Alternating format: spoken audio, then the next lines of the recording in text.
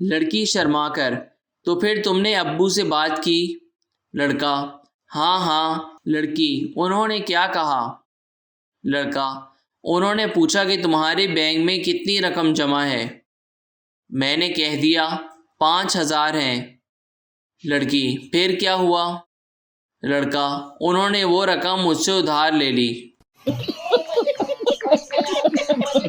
Medical college के professor ने लड़कों से कहा, ये इंसानी खोपड़ी है, बताओ ये मर्द की है या औरत की? तालिब इल्म ने जवाब दिया, ये औरत की है। प्रोफेसर, शाबाश, लेकिन तुमने इतनी जल्दी कैसे मालूम कर लिया कि ये खोपड़ी औरत की है?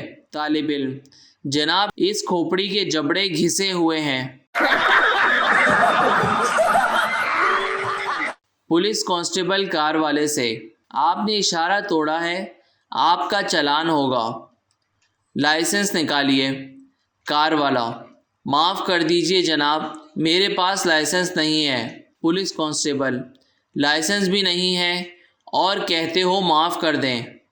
कार वाला, जनाब मेहरबानी होगी, ज़िंदगी में पहली बार कार चोरी की है।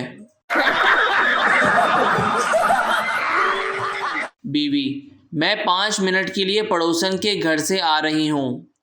15 मिनट बाद चूल्हे पर से देगची उतार लेना और आधे घंटे बाद छोटे को फीडर दे देना। Subscribe now